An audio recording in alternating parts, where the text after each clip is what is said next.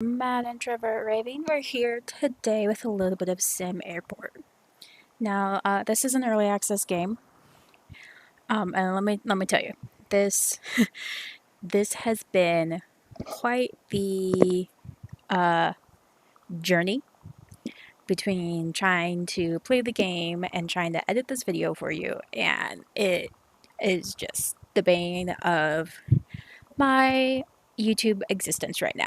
So I apologize if this isn't quite what you guys were hoping to see, but this is what we have for now. I am definitely already have plans to just start a new game and do it the right way in the near future.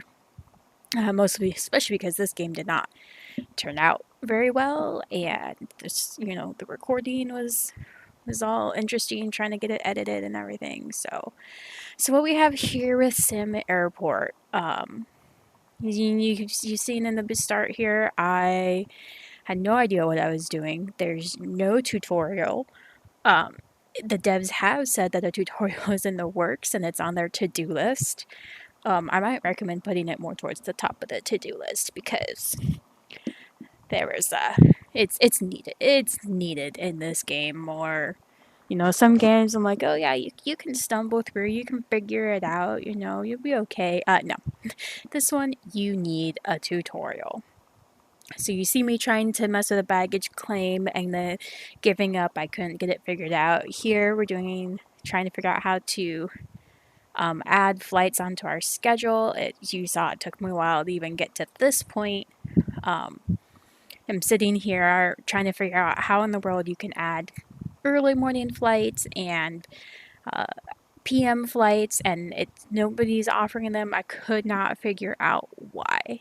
I obviously, a little bit into the game, I did, but so we got some flights on there, but there's no planes coming. Why are there no planes coming? Oh, because they don't start showing up right away. You have to wait till, for a day or two for them to actually start showing up. It's not like the schedule is put into place instantly. It doesn't go into effect until the next day.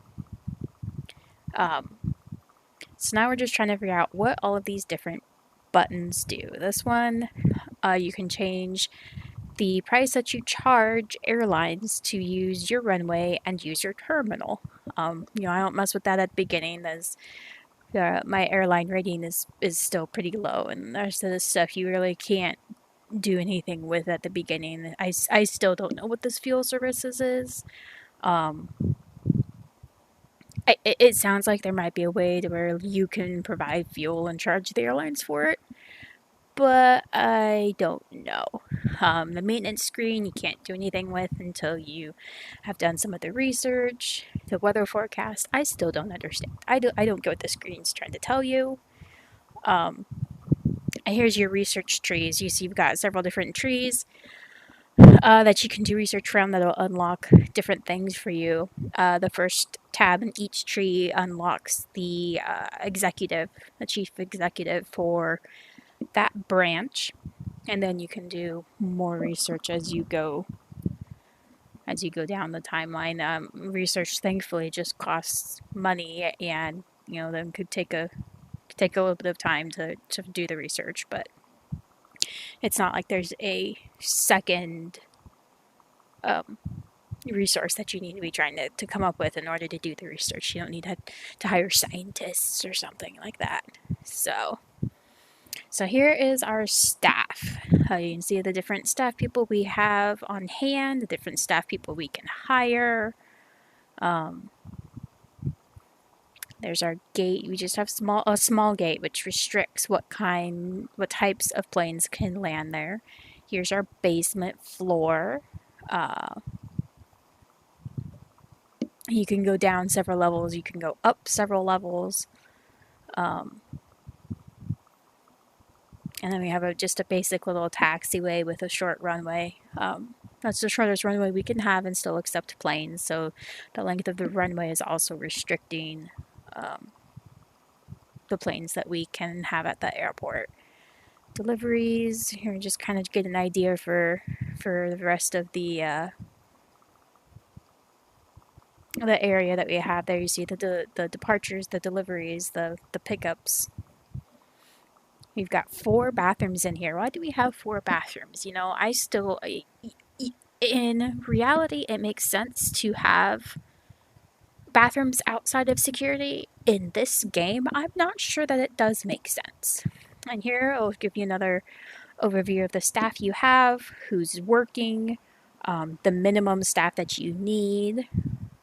This was kiosk scheduling, which you'll see open up later in the recordings.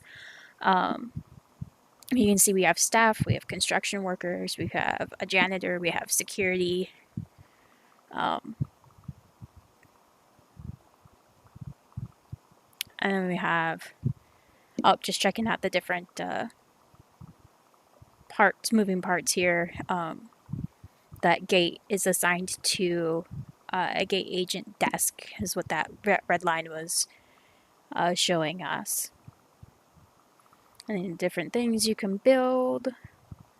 Floor, different types of carpeting and flooring and different pieces to build.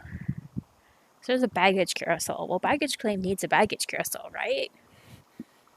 But we'll find out very, very quickly that no, actually, you don't have to have a baggage carousel for baggage claim. The thing that was also confusing in here was the different zones. You have to zone your airport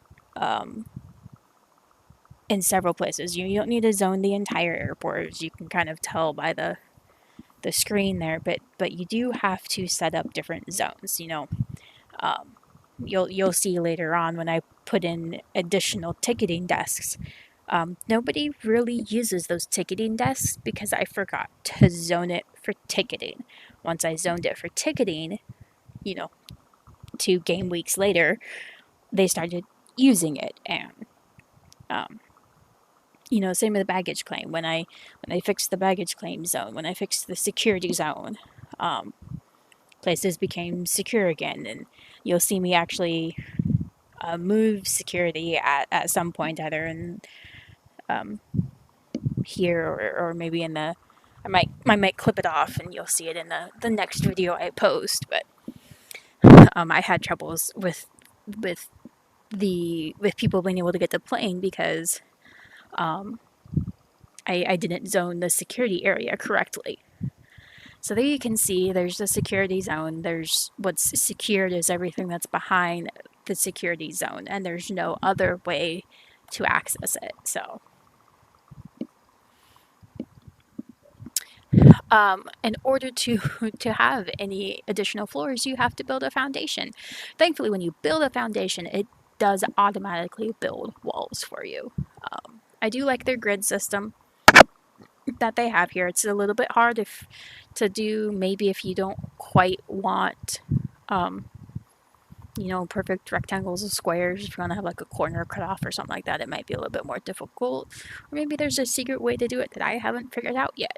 So you can see here, I was trying to set up the foundation to do that baggage claim. We'll see the painful process I go through trying to get all of that set up. I will say towards the end of this video, I do just kind of speed things up and quite a bit, and just get through a bunch of it. There will be a second video after this one, showing off kind of the last bit of this recording, and then like I said, we'll start a fresh one, and know better, do better, right? Hopefully, maybe. At least do differently. So this was before I knew that when you build a foundation, it automatically adds walls. So I was trying to add walls in there and could not figure out why it wasn't adding walls. That's because the walls are already there, but it doesn't really tell you that. So then here I'm trying to add in these different components for a baggage claim, but it's not letting me put them in. Why in the world can I not put it in? Because that area is not actually built yet. It's just planned. It's been slated to be built. So here, you can actually sit here and watch the delivery trucks come and deliver the boxes of goods that you need to build these different things. And you can watch your construction workers, your contract workers, carry these boxes to wherever they're building and lay them out and slowly build this thing up. You see there, they've got a bunch of boxes laid out. And that was a construction menu where you can cancel the construction or you can make it a higher priority in case you have more than one thing slated for construction. Yeah, so we're going to go ahead and get some of this sped up and get you guys the good stuff, and I will see you next time.